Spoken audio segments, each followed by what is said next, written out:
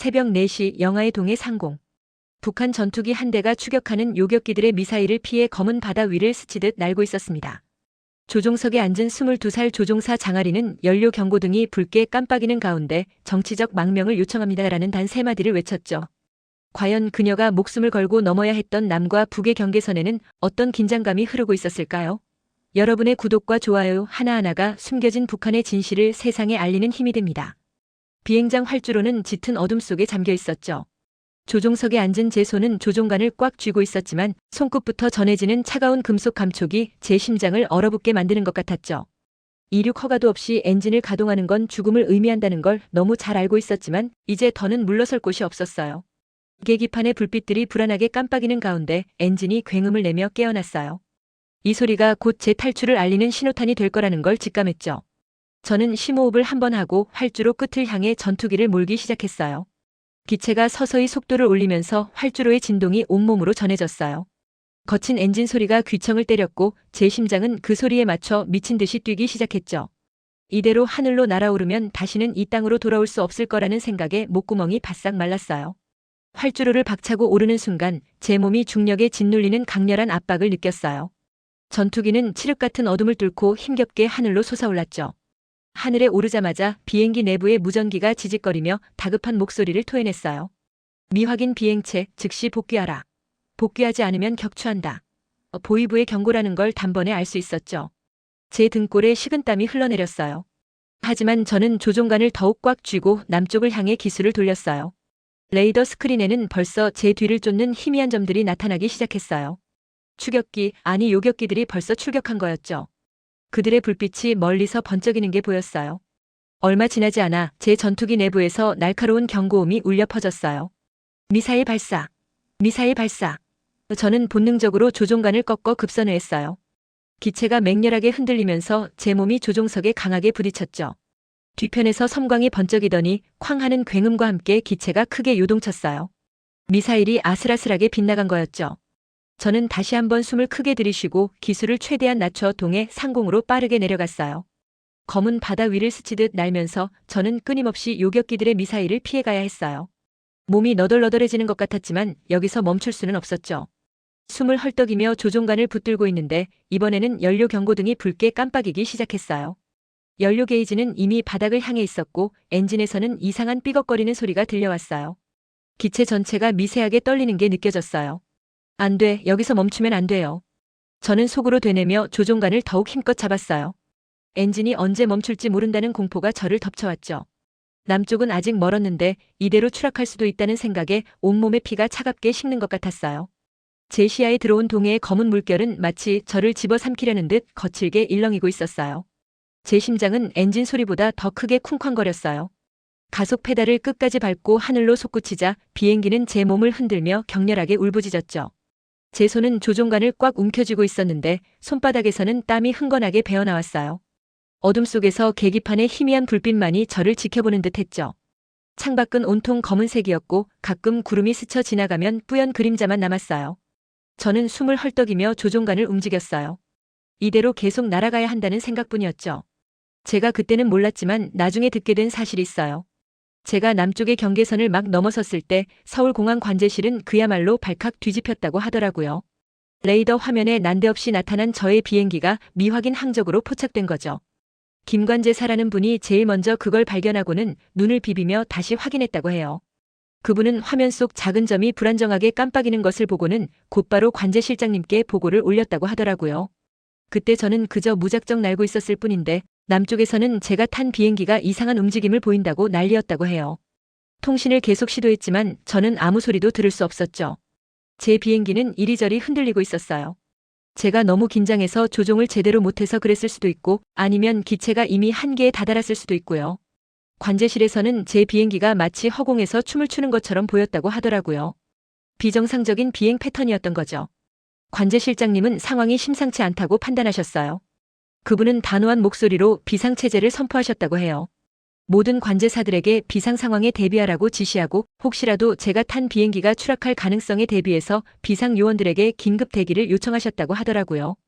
그분들은 제가 누구인지 왜 남쪽으로 오는지 전혀 알 수. 제 몸은 이미 한계에 다다랐지만 저는 정신을 바짝 차렸어요. 연료 경고등은 붉은 불빛을 깜빡이며 제 남은 시간을 재촉했죠. 손이 덜덜 떨렸지만 무전기 버튼을 누르는 손가락에는 힘을 주었습니다. 서울 관제탑, 여기는 미확인 항공기, 저는 북한 공군 소속 장아린입니다. 제 목소리는 생각보다 또렷하게 흘러나왔어요. 정치적 망명을 요청합니다. 착륙 허가를 부탁드립니다. 저는 마지막 남은 용기를 쥐어짜냈죠. 무전기 너머에서는 잠시 정적이 흘렀어요. 귓가에는 제 심장 소리가 더 크게 들리는 것 같았죠. 이윽고 김관제사 목소리가 들려왔어요. 미확인 항공기, 다시 한번 말씀해 주십시오. 망명 요청이라고 하셨습니까? 그의 목소리에는 당황스러움이 역력했죠. 저는 다시 한번 더 큰 소리로 외쳤습니다. 네, 맞습니다. 정치적 망명을 요청합니다. 연료가 거의 바닥났습니다. 비상 착륙을 시도하겠습니다. 제 목소리가 떨리는 건 어쩔 수 없었죠. 관제실은 그야말로 발칵 뒤집혔을 거예요. 무전기 너머로 다급한 목소리들이 오가는 게 들렸죠. 국정원과 공군에 즉각 보고해. 관제실장님의 단호한 지시가 들려왔어요. 저는 그 혼란 속에서도 활주로를 향해 기술을 돌렸습니다. 이미 제 눈앞에는 서울공항의 불빛들이 아스라이 보이기 시작했죠. 착륙 유도등이 마치 저를 이끄는 길처럼 환하게 빛났어요. 이 빛을 따라가면 살 수 있다는 희망이 제 온몸을 감쌌습니다. 착륙은 그야말로 사투였어요. 비행기는 이미 제 통제를 벗어나려는 듯 위태롭게 흔들렸죠. 바람은 제 비행기를 옆으로 밀어내려는 듯 거세게 불었어요. 조종관을 꽉 움켜쥔 제 손바닥은 땀으로 축축했죠. 활주로가 점점 가까워질수록 저는 모든 감각을 착륙에 집중했습니다. 엔진은 마지막 힘을 짜내듯 굉음을 토해냈고 기체는 금방이라도 부서질 것처럼 삐걱거렸어요. 조금만 더, 조금만 더. 저는 속으로 되뇌었죠. 랜딩 기어가 활주로에 닿는 순간 엄청난 충격과 함께 비행기가 요동쳤어요. 타이어가 활주로에 닿으며 고무 타는 냄새가 코를 찔렀죠. 저는 필사적으로 조종관을 붙잡고 방향을 유지하려 애썼습니다. 마침내 비행기가 멈춰 섰을 때 저는 온몸에 힘이 스르륵 풀리는 것을 느꼈어요. 귓가에는 엔진 소리 대신 윙하는 이명만 가득했죠. 안전벨트를 풀고 조종석에서 몸을 일으키려는데 다리가 후들거려 제대로 설 수가 없었습니다. 조종석 밖으로 보이는 활주로의 풍경이 뿌옇게 흐려지는 것 같았어요. 그때 비행기 문이 열리고 군인들과 구급대원들이 저에게 달려오는 모습이 보였죠. 괜찮으십니까? 북한군 조종사 맞으십니까? 누군가 저에게 말을 걸었지만 저는 대답할 기운조차 없었습니다. 제 몸은 이미 한계치를 넘어선 상태였죠. 그들의 다급한 목소리가 멀어지는 것을 느끼며 저는 의식을 잃고 그대로 쓰러졌습니다. 제 몸이 차가운 활주로 바닥에 닿는 순간 모든 것이 암흑으로 변했죠. 하지만 그 암흑 속에서도 저는 알 수 있었어요. 제가 드디어 살았다는 것을요. 새벽 4시 요란한 기상 나팔 소리가 숙소의 고요를 산산이 부수고 들어왔어요. 저는 이불을 걷어차고 벌떡 일어났죠. 차가운 공기가 맨발에 닿아 소름이 돋았지만 망설일 틈도 없었어요. 분 단위로 짜인 하루가 시작되는 순간이었으니까요. 세수도 대충 마치고 뻣뻣한 군복을 걸치면 벌써 복도에서는 동무들의 발소리가 바쁘게 울려 퍼졌어요. 모두가 똑같은 표정으로 똑같은 움직임으로 마치 정교하게 조립된 기계처럼 움직였죠. 아침 점호가 끝나면 바로 정치 학습 시간으로 이어졌어요. 낡은 교실 안에는 퀴퀴한 종이 냄새와 함께 빽빽하게 앉은 동무들의 숨소리가 가득했죠. 정치 담당관 동무는 늘 그랬듯이 날카로운 눈빛으로 저희를 훑어보며 수령님에 대한 충성심과 당의 위대함을 목청껏 강조했어요. 저는 그분의 말 한마디 한마디를 놓치지 않으려는 듯 고개를 끄덕였지만 제 마음 한구석에서는 텅 빈 공허함이 메아리쳤어요. 저의 삶은 그저 체제 선전의 도구로만 존재해야 하는 걸까요? 오전 내내 이어진 비행 훈련은 육체적으로도 정신적으로도 저를 벼랑 끝으로 몰아붙였어요. 요격기 미그 21의 굉음이 고막을 찢을 듯 울려 퍼지는 활주로. 위에서 저는 조종관을 꽉 쥐고 하늘로 솟아올랐죠. 차가운 금속 냄새가 코끝을 스쳤고 비행 중에는 오직 임무와 지시에만 집중해야 했어요. 한치의 오차도 용납되지 않는 완벽한 비행을 해내야만 했죠. 지상으로 내려와도 긴장의 끈은 놓을 수 없었어요. 훈련 보고서를 작성하고 다음 비행을 위한 정비 점검까지 꼼꼼히 확인해야 했거든요. 숙소로 돌아와도 개인적인 시간은 거의 없었어요. 저녁 식사를 마치면 다시 정치 학습이나 사상 학습에 참석해야 했고요. 매주 진행되는 충성 심사 시간에는 동료들 앞에서 자신의 사상과 행동을 고백하고 반성해야 했어요. 박수진 동무와 저는 같은 방을 썼지만 서로에게 깊은 이야기를 나누는 법은 없었어요. 서로를 감시하는 눈빛이 될 수도 있다는 무언의 압박감 때문이었죠. 박수진 동무는 가끔 저에게 아린 동무, 오늘 정치 학습 시간에 대답 정말 잘하셨어요 라고 말했지만 그 목소리에는 칭찬보다는 어딘가 모를 경계심이 묻어나는 것 같았어요.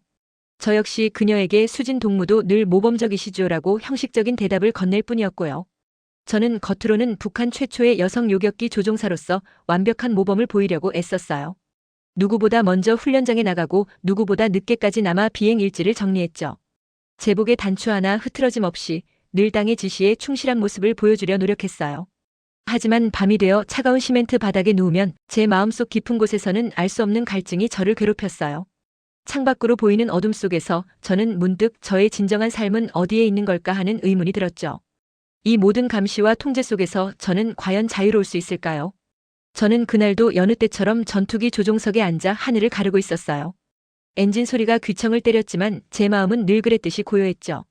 정찰 비행은 언제나 저에게 익숙한 일이었고 저는 그저 맡은 임무를 충실히 수행하고 있었을 뿐이었어요. 구름 한 점 없는 푸른 하늘은 마치 아무 일도 일어나지 않을 것처럼 평화로워 보였습니다. 그때였죠. 제 눈에 들어온 건. 정찰 영상 자료를 확인하던 중 스크린 한 구석에 작게 깜빡이는 파일 하나가 있었어요. 보안 등급이 높은 자료였지만 어째서인지 제게 열람 권한이 있었죠. 호기심에 클릭했을 때 제 심장은 그대로 멎는 줄 알았어요. 반역 의심 가족 처분 명단이라는 붉은 글씨가 화면을 가득 채웠고 그 아래로 빼곡하게 적힌 이름들 사이에서 너무나 익숙한 세 글자를 발견했죠. 장민철. 제 오빠의 이름이었어요. 그 순간 제 손은 조종관 위에서 미세하게 떨리기 시작했고요. 차가운 금속의 감촉이 손바닥에 땀과 함께 끈적하게 달라붙는 것 같았어요. 제 눈은 스크린에 고정된 채 어떤 말도 어떤 생각도 할 수 없었죠. 그저 멍하니 오빠의 이름을 응시할 뿐이었어요. 비행 복귀 후 저는 곧바로 오빠의 실종 소식을 접했어요. 어디에도 오빠의 흔적은 없었죠.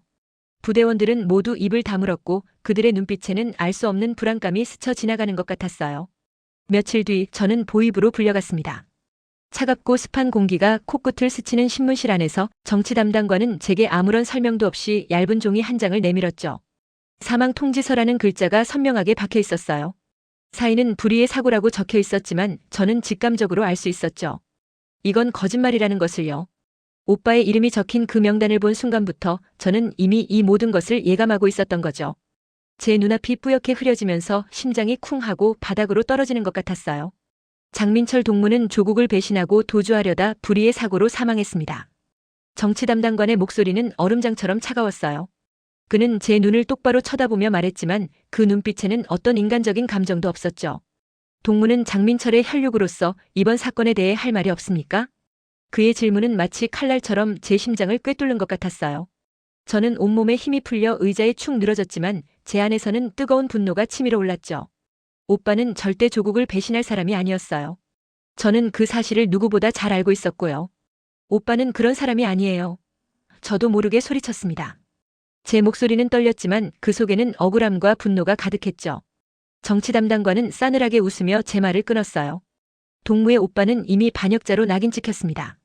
동무는 그 사실을 부인하려는 겁니까? 그의 말은 제 심장을 짓누르는 바위덩이 같았어요. 저는 그들의 눈빛 속에서 오빠의 죽음이 이미 정해진 수순이었다는 것을 깨달았죠. 그들은 오빠를 죽이고 그 죽음을 사고로 위장한 것이었어요. 신문은 계속되었습니다.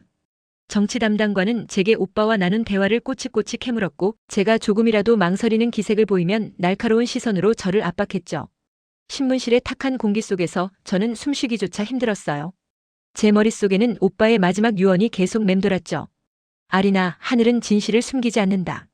오빠는 대체 무슨 말을 하고 싶었던 걸까요? 그 말이 저에게 던지는 메시지는 무엇이었을까요? 저는 제가 믿어왔던 모든 것이 한순간에 무너지는 것을 느꼈어요. 조국에 대한 충성, 당에 대한 믿음, 그리고 제가 지켜왔던 신념들까지도요. 그 모든 것이 한낱 거짓말처럼 느껴졌죠. 제 눈은 허공을 헤매고 있었고 제 마음속에는 거대한 의심의 그림자가 드리워지기 시작했습니다. 제가 과연 이곳에서 계속 살 수 있을까요? 이 거짓된 세상에서요. 제 옆에 앉아있던 동료 박수진 동무가 걱정스러운 눈빛으로 저를 한번 쳐다봤지만 저는 그 시선조차 제대로 마주할 수 없었어요. 그저 이 모든 상황이 꿈이기를 바랄 뿐이었죠. 하지만 차가운 현실은 저를 끈질기게 붙잡고 놓아주지 않았습니다. 밤하늘은 언제나 저를 위로해주는 유일한 친구였죠. 훈련 비행을 마치고 숙소로 돌아오는 길에도 제 발걸음은 천근만근이었어요. 낮에 정치 담당관이 저를 부르더니 알 수 없는 눈빛으로 한참을 훑어보더라고요. 그 차가운 시선이 제 등줄기를 계속 타고 흐르는 것 같았어요. 낡은 복도에 발소리가 울릴 때마다 심장이 쿵쿵 하고 불안하게 뛰었죠. 방문을 열고 들어서자마자 퀴퀴한 곰팡이 냄새가 저를 맞았어요. 저는 그 냄새가 마치 저를 옥죄는 감시의 눈길처럼 느껴졌죠.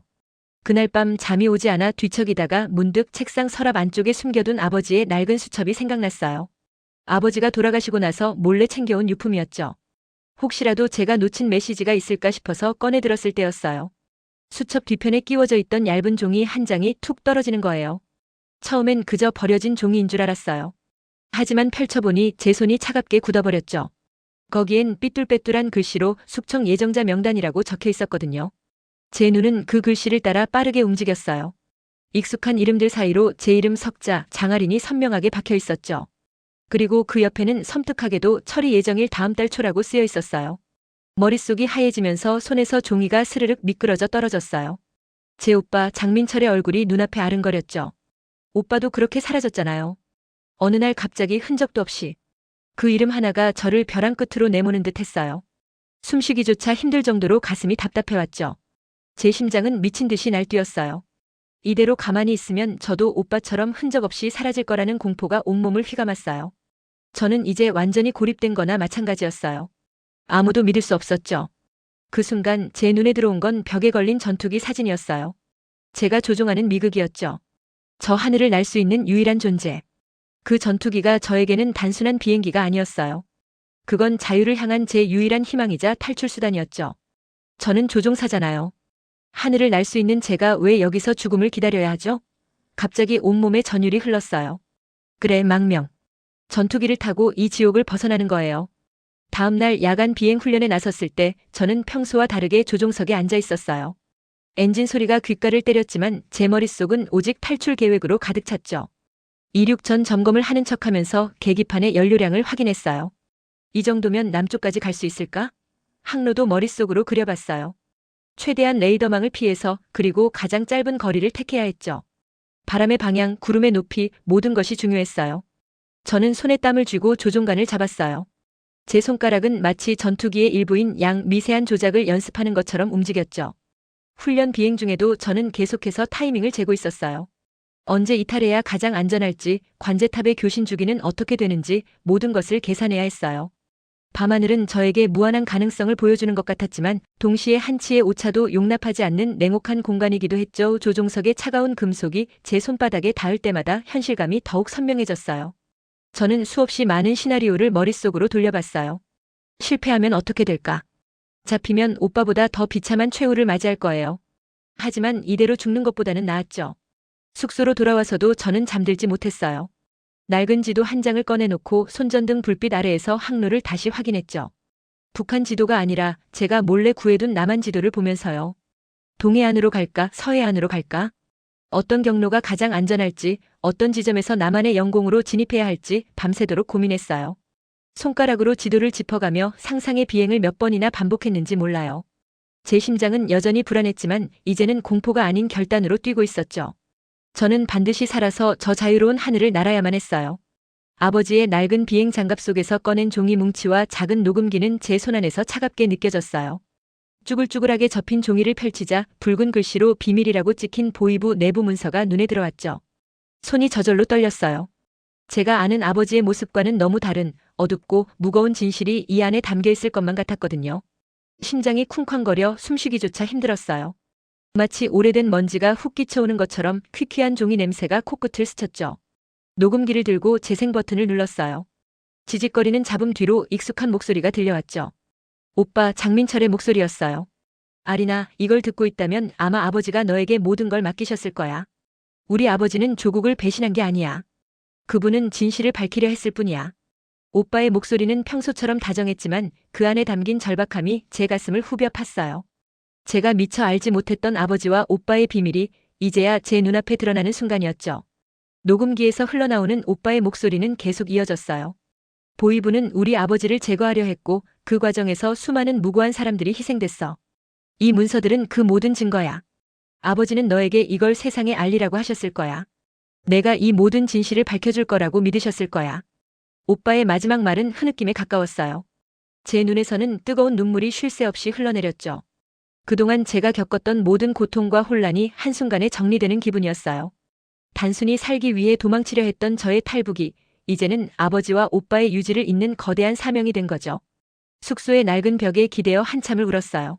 제 손에 들린 문서와 녹음기는 단순한 유품이 아니라 제게 주어진 무거운 짐이자 동시에 새로운 길을 열어주는 열쇠였죠. 창밖으로는 아직 어둠이 짙었지만 저 멀리 동쪽 하늘에서 희미하게 여명이 밝아오고 있었어요. 제가 조국을 버리고 도망치는 배신자가 아니라 진실을 찾아 떠나는 용감한 딸이라는 사실이 저를 지탱해 주었어요. 이 진실을 세상에 알리는 것만이 아버지와 오빠의 희생을 헛되이 하지 않는 유일한 길이라고 생각했어요. 그때였어요. 갑자기 숙소 문이 벌컥 열리며 정치 담당관이 들어왔어요. 장아린 동무 긴급 임무가 떨어졌습니다. 지금 당장 경납고로 가야 합니다. 그의 얼굴에는 피곤함과 함께 뭔가 미묘한 긴장감이 서려 있었죠. 저는 황급히 문서와 녹음기를 비행 장갑 속에 다시 숨겼어요. 들키면 모든 것이 끝장이었으니까요. 심장이 발밑까지 떨어지는 것 같았지만 겉으로는 아무렇지 않은 척 표정을 관리했어요. 알겠습니다, 담당관 동무. 제 목소리는 생각보다 침착하게 나왔어요. 경납고로 향하는 길은 유난히 길게 느껴졌어요. 새벽 공기는 차갑고 습했지만 제 심장은 뜨겁게 타오르고 있었죠.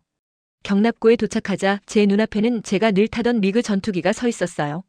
그런데 임무 브리핑을 듣는 순간 제 심장이 다시 한번 크게 요동쳤어요. 장아린 동무, 원래 계획되었던 서해 방어 임무가 동해상 정찰 임무로 변경되었습니다. 해상 경계 강화 명령입니다. 김관제사의 말에 저는 순간적으로 머리가 멍해졌어요. 동해상 정찰 임무라니요. 이건 제가 탈출을 계획했던 방향과는 정반대였지만 동시에 예상치 못한 기회가 될 수도 있었죠. 동해를 따라 남쪽으로 향하면 남조선으로의 탈출이 훨씬 더 용이해질 수도 있다는 생각이 스쳤어요. 제 전투기 앞에 서서 저는 아버지의 낡은 비행 장갑을 다시 한번 꽉 쥐었어요. 달고 다른 가죽의 촉감이 제 손에 익숙하게 감겼죠. 그 안에는 아버지와 오빠의 마지막 유언이 담겨 있었어요. 이제 이 장갑은 단순한 유품이 아니라 저를 지켜주고 저에게 용기를 주는 부적 같았어요. 비행 장갑을 착용하고 전투기 조종석에 올랐어요. 차가운 금속과 가죽 냄새가 뒤섞인 조종석은 언제나처럼 익숙했지만 오늘은 그 의미가 완전히 달랐죠. 수많은 계기판의 불빛들이 저를 둘러쌌고 저는 이 작은 공간 안에서 거대한 결심을 다졌어요. 엔진 시동 버튼을 누르자 전투기가 굉음을 내며 깨어났어요. 엄청난 진동이 제 몸을 타고 올라왔죠. 이륙 준비를 마친 저는 활주로로 천천히 이동했어요. 제 눈앞에는 어둠이 걷히고 붉은 빛이 번지는 동해의 수평선이 펼쳐져 있었어요. 저 바다 너머에 제가 찾던 진실과 자유가 있을 거라고 믿었어요. 이제 더 이상 도망치는 제가 아니었어요. 저는 아버지와 오빠의 뜻을 이어 진실을 세상에 알리기 위한 마지막 비행을 시작하는 거였죠. 깊게 숨을 들이쉬고 저는 전투기의 속도를 높였어요. 활주로를 박차고 날아오르는 순간 제 마음속에서는 두려움 대신 강렬한 희망이 솟아올랐어요. 제 눈꺼풀이 천천히 들어 올려지자 낯선 하얀 천장과 함께 소독약 냄새가 코끝을 스쳤어요. 귓가에는 기계음이 규칙적으로 울리고 몸은 솜처럼 가볍게 느껴졌죠. 여기가 어디인지, 제가 왜 여기 누워있는지 모든 것이 뿌옇게 흐려져 있었어요. 간호사님이 제 이름을 부르며 다가왔을 때 그제야 제가 나만의 병원에 있다는 사실을 어렴풋이 깨달았어요. 간호사님의 목소리는 너무나 부드러웠고 제 손을 잡아주는 온기에서 낯설지만 따뜻한 위로가 느껴졌죠. 저는 그 손길에 저도 모르게 눈물이 왈칵 쏟아졌어요. 살아있다는 안도감과 동시에 모든 것을 잃었다는 슬픔이 뒤섞여 가슴을 짓눌렀어요. 며칠이 지나 몸이 회복되자 저는 국정원 보호시설로 옮겨졌어요. 그곳은 병원보다 훨씬 편안한 분위기였죠. 담당관님들은 저에게 정말 친절하게 대해주셨고 제가 필요로 하는 모든 것을 세심하게 챙겨주셨어요. 따뜻한 밥과 깨끗한 옷, 그리고 무엇보다 안전하다는 느낌이 저를 감쌌어요. 밤에는 창밖으로 보이는 서울의 불빛들을 한참 동안 바라보곤 했어요. 북한에서는 상상조차 할 수 없었던 휘황찬란한 빛들이었죠. 그 불빛들을 보면서 제가 정말 다른 세상에 와 있다는 것을 실감했어요.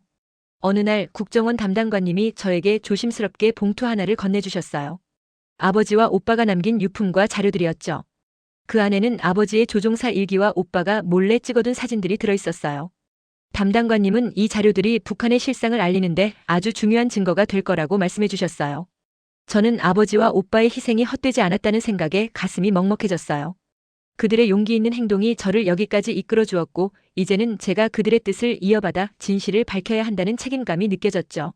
봉투 속에서 느껴지는 종이의 바스락거리는 소리가 마치 그들의 목소리처럼 들리는 듯 했어요. 시간이 흘러 저는 한라원으로 가게 되었어요. 그곳에서 저는 남한 사회에 적응하는 법을 배웠고 진로 상담사님과 함께 제 미래에 대해 깊이 고민하기 시작했어요. 상담사님은 제가 조종사였던 경험을 살려 항공 분야에서 일하는 것이 어떻겠냐고 조언해 주셨죠. 처음에는 망설였어요. 비행기는 저에게 자유를 주었지만 동시에 가족의 아픔과 전쟁의 상징이기도 했으니까요. 하지만 상담사님은 파괴를 위한 비행이 아니라 안전을 위한 기술을 배우는 것은 어떻냐고 다시 한번 제안해 주셨어요. 그 말에 저는 마음이 움직였어요. 비행기를 부수는 것이 아니라 고치고 지키는 일을 하고 싶다는 생각이 들었죠. 그렇게 저는 항공정비과에 진학하기로 결심했어요. 대학 강의실에 앉아 교수님의 설명을 듣는 순간은 제 인생에서 가장 평화로운 시간 중 하나였어요. 복잡한 항공기 엔진 도면을 들여다보고 부품 하나하나의 역할을 이해하는 과정이 저에게는 새로운 세상을 열어주는 것 같았죠. 저는 더 이상 전투기를 조종하며 두려움에 떨던 22살의 장할인이 아니었어요. 이제는 파괴가 아닌 보호를 위한 기술을 배우는 학생이었죠. 제 손에 쥐어진 렌치와 스패너가 무기가 아닌 희망의 도구처럼 느껴졌어요. 수업을 마치고 캠퍼스를 걸을 때면 저는 종종 하늘을 올려다보곤 해요. 서울의 하늘은 북한의 하늘과 똑같이 푸르지만 그 아래에서 제가 느끼는 감정은 완전히 달랐어요. 이곳의 하늘은 저에게 자유를 선물해 주었죠. 아버지와 오빠가 바라던 진정한 자유를요. 저는 이제 더 이상 감시와 굶주림에 시달리지 않아도 되고 제 꿈을 향해 나아갈 수 있게 되었어요. 바람이 제 머리카락을 스치고 지나갈 때마다 저는 마치 하늘이 저를 응원해 주는 것 같은 기분이 들어요. 언젠가는 제가 정비한 비행기가 이 자유로운 하늘을 가로지르는 모습을 보게 되겠죠. 그날을 꿈꾸며 저는 오늘도 희망찬 미래를 향해 한 걸음씩 나아가고 있어요. 내용이 좋았다면 구독, 좋아요 부탁드립니다. 어느 곳에서 시청하시는 댓글로 알려주시면 한 분 한 분께 인사드리겠습니다. 시청해주신 모든 분들 감사합니다. 건강하시고 행복하세요.